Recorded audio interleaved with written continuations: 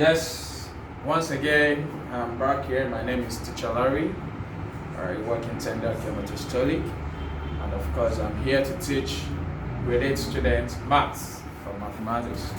And the topic for today is still going to be relation, but I will start with the correction to the last work to do I gave to you. You can see this is an application diagram on the board, and try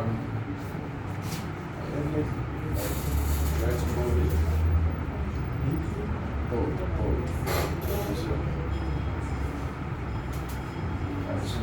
So, like I said, we'll start with the work to do, the correction to the work to do. You can see this is an application on the board. Okay? This is an application on the board. Let me just try to trace it. And with this application, this is labeled or named A, and this is named or labeled B. So now these are questions that we are to answer under this very relational application we have on the board. The first question says, what is the range of this application? Now you can see from the domain, you all know the first circle is the domain, the second circle is the codomain. So from the domain circle or part of this application, we have elements 1, 2, 3, and 4. In the codomain part, we have A, B, C, and D. Now, what is the range of this application? We all know we say an application is onto when range is equals to the codomain. So, but now we are not being asked based on what we have on the board for the first question. We want to know what the range of an application is, or what the range of this application is. Now, you know all the elements that are in the codomain are range of an application if they are arrowed. Now, if you see very well from the codomain, every element starting from A to B to C and to D are arrowed. So it simply means that the range of this application is A, B, C, and D. Now, going to image, I explained in the last class what the image of an application is. The image of an application is that very element from the domain pointing at the other element in the codomain. The element that very element in the domain is pointing at in the codomain is the image of that element. So it means the image of 1 will be A. So answering this question, we have, let me just manage the space here. We have, for 1, it will be A. Then, for 3, it will be C. Then for 4, we have 2 images for 4. You can see 4 is pointing at 2 elements in the codomain. So for 4, we have B and D. B and D.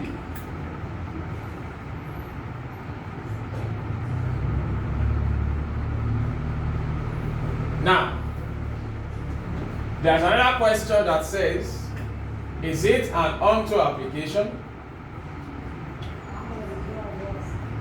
Yes, it is onto.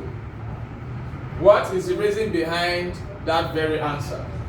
The reason behind it is because we said we have an onto application when range is equals to the codomain. It means when everything in the codomain is arrowed. So it means range is equals to the codomain. So we can say yes, this is onto with reasons. Now write the ordered pairs. The ordered pairs means the elements that are binding or pointing at one another or connecting So the other pair will be, for the first bracket, we have 1 and A binds together. We have 2 and B. We have 3 and B. No, sorry, 3 and C. 3 goes to C. Then we have again 4 and B. Then we have 4 and D. Why do we have 4 and B and 4 and D? The reason is because if you check very well right now, 4 points to 2 different elements in the codomain. That is B and D. So that is why we have these pairs of 4 binding or connecting to B and 4 binding or connecting to D. So that is the end of the correction for the last work to do. So as I've said earlier, try to visit the YouTube channel for Tendercare to get the correction. That is if you are not opportune to be part of the class. So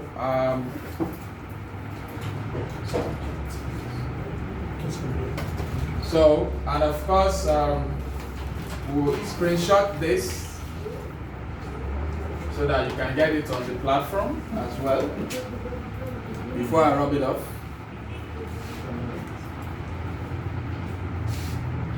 So after this we proceed to what we're supposed to do today.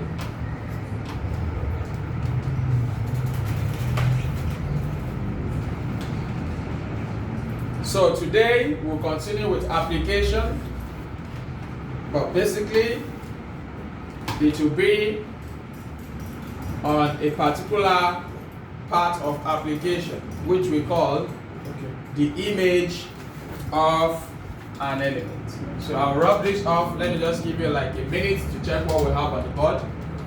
Okay, then don't forget to ask your questions at the end or before the end of the class. Sorry, I will not be able to wait because of the time we have left to spend in the class. So, going into today's topic, the 14th of May 2020, we have the image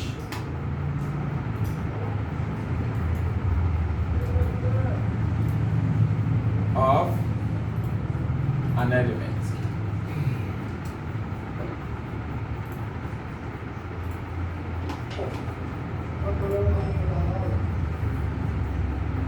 If the application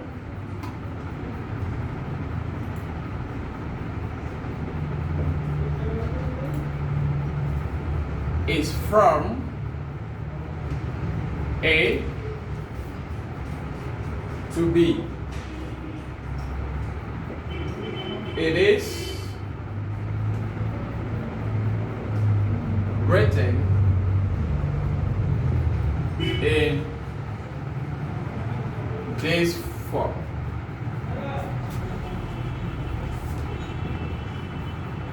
R represents relational application such that A relates to B.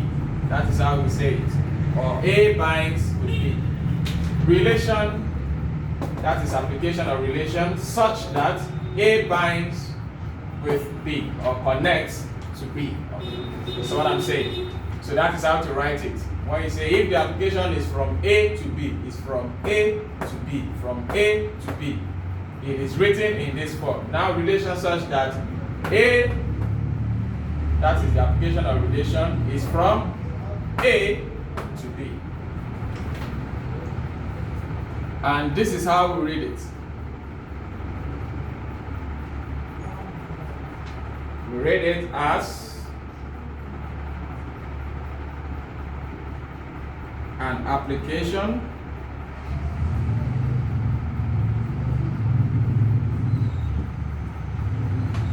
from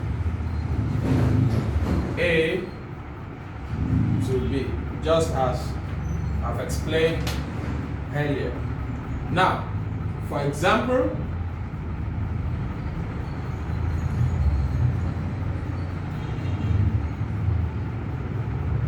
This is known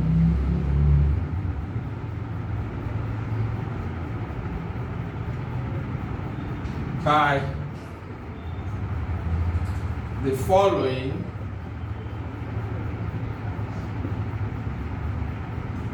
arrow diagram. Now, what we have said here, we want to show it using an arrow diagram. So we'll draw something like this.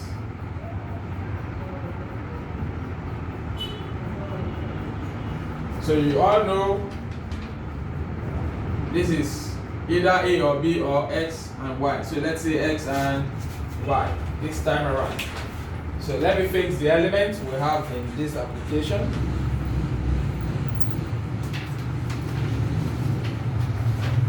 So the element we have is, or are, the 0, 1, 2, and 3. Then we have X, Y, and Z. We all know the first circle is the domain, while the second circle is the codomain. So now, okay, let's still use A and B because we said it's from A to B, okay? So that we will not confuse ourselves. Now, so if this is a relation defined by the arrow diagram where we have an application from A to B. For example, this is known by the following arrow diagram. Now, from what I have here, the 0 binds with X, 1 binds with Y, 2 also binds with Y, 3 binds with Z. Now, we are just trying to teach one another on how we explain or we read this when it comes to application. I'm not trying to speak, I've been like trying to reduce the speed at which I speak. Why? Because I want to be audible enough for every one of you to be able to enjoy the class right now or when you visit the YouTube channel for Tendercare. Now,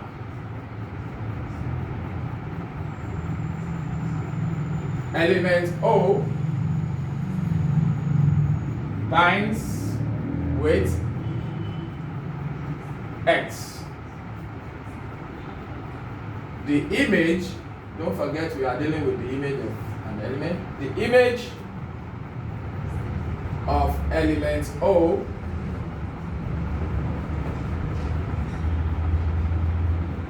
is X. Now, we symbolize, it means we represent the image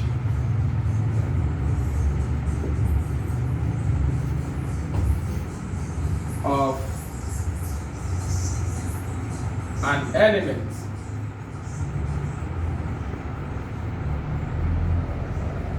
O by the symbol R of O, which is equals to X. Now, look at what we have on the board. I'll just stop a bit to explain this. Element O binds with X. There should be a comma here. The image of element O is X. Don't forget we said when we were doing the correction for the word to do that when the 0 binds with X, it means the image of the 0 will be X. The image of 0 will be what? X. Now, here as well, this is just the same thing they are trying or we're trying to talk about. We symbolize the image of an element O by the symbol R of O. So when you have R outside the bracket and O outside the bracket, it means they are telling us that the image of this element is equals to what? And according to what we have, R points at X. So the image of O will be equals to X. as simple as ABC. So we have further examples. This is a direct way of answering questions when it comes to image of an element. We have further examples.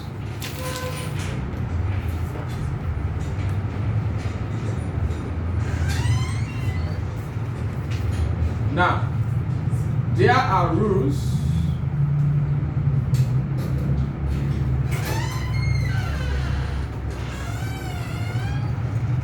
that guide different applications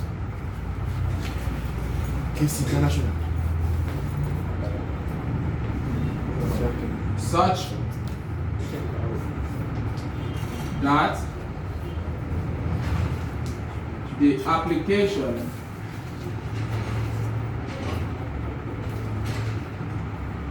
is defined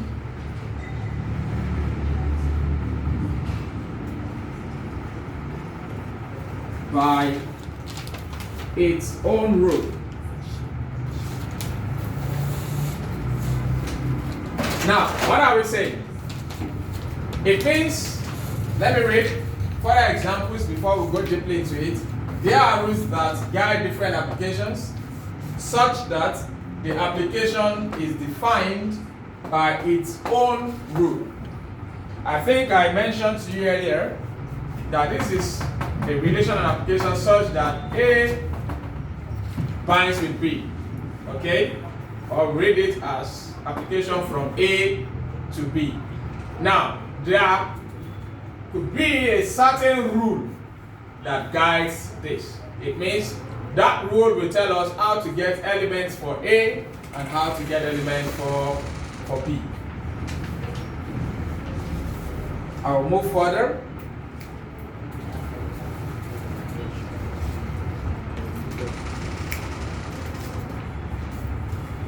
So, I'll move further, but before then, I want this to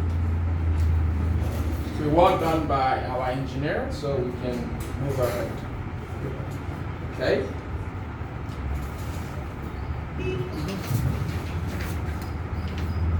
So, I'll wrap up this side so that we'll continue with the class. Don't forget the last thing I said, that applications under image of an element are all guided or have their own rules.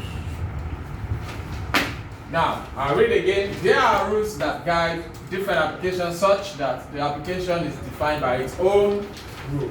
So we'll look at an example right now. If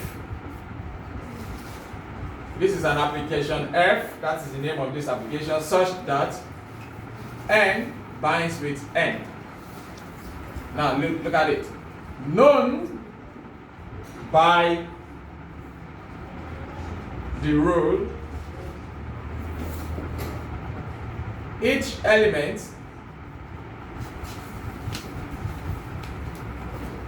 in N, that is from the domain, binds with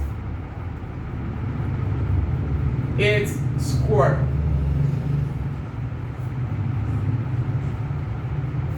That is the rule that we will use, or the formula, to produce every element for this very application. So the first question says, find f of 1, f of 3, then we'll have f of 5, then we'll have f of x. Now we still continue. Just to give you the note, since f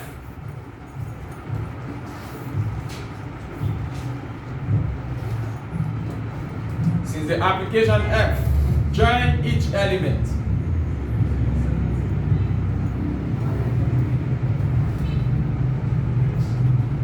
with its square,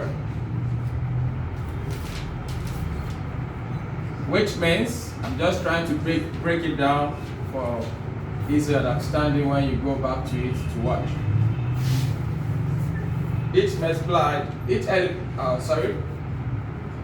Since f join each element with its square, it means each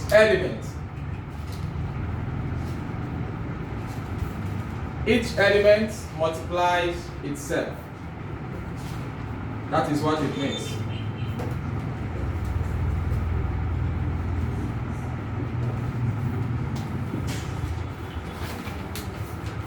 Now I want you to check that rule very well. This is a complete question, so I'm just like gonna be breaking it down for you. If f such that n binds with n, I want to explain the question properly now. Know by the rule, each element in n binds with its square. That is the rule that guides this very application. Each element binds with the square.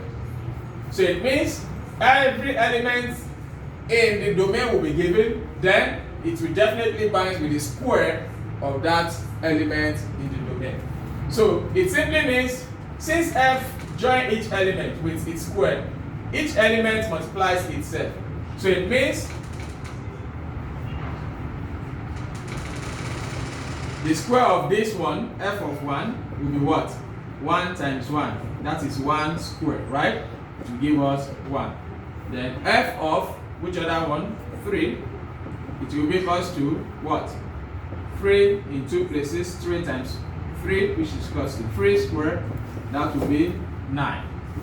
Then f of 5 will be equals to 5 by 5, which is equals to 5, the square of 5, that is it, 5 raised to the power 2, that will give us 25. Then the last is f of x, that will be equals to s in 2 places, that is x squared, which is equals to x squared. Now I want you to watch it very well. You can see f of 1 equals 1 times 1 equals 1 squared equals to 1. F of 3 equals 3 times 3. Don't forget the rule says each element in n. Each element in n. This is the application. Now f of 1 means the first element in the domain binds with its square. The square of 1 will give us 1 in 2 places. That is 1 raised to the power 2. That will give us 1. And we'll do the same for every other element. So it means now, let's move ahead further.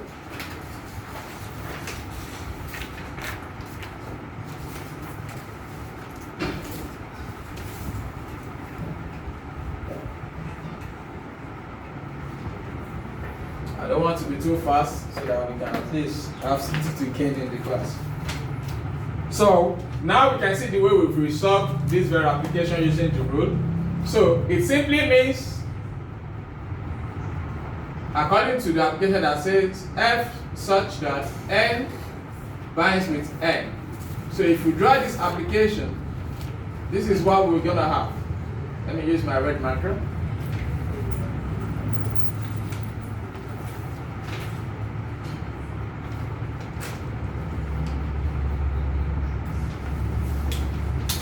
So this will be application F. This will be the very first circle. That will be n and n, because n binds with n. So we have 1, 3, 5, 1, 3, and 5, and x in the domain. Now, after we have been able to use the rule to get what we're supposed to have in the codomain, so it means where we have 1. 1 will definitely bind with 1. Then 3 will bind with 9. 5 will bind with 25. And x with x squared. So that is what it's going to look like if you ask to draw this application. Now, that is that about that. So, that is how to solve that very question. So without wasting much of the time, I would love to explain again, okay? Just for a better understanding. Don't forget, we said that when we speak of image of an element, we have a rule that guides each application. F such that n binds with n, known by the rule. Each element in n binds with its square. So this means now that every element in the domain binds with its square in the co-domain. That is very simple and direct. Now we have been given every element in the domain as f of 1, f of 3, f of 5, and f of x. Now when we say it binds with the square, it means 1 times 1, that is 1 in 2 places. 1 raised to the power 2 is 1 squared, that is the square of 1, to give us 1. And if we do the same for every other element there, we'll be able to arrive at the answer for all the elements we're supposed to have in the co-domain.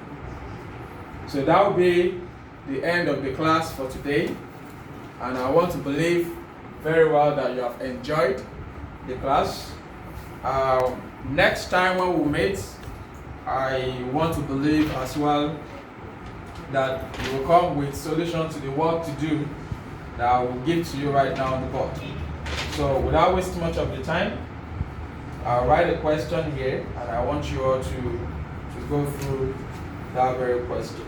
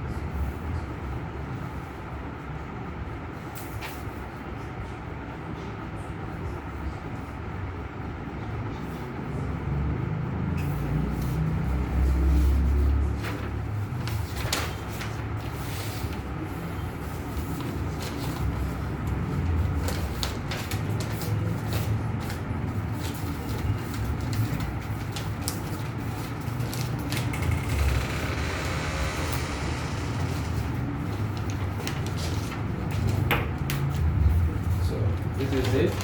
Find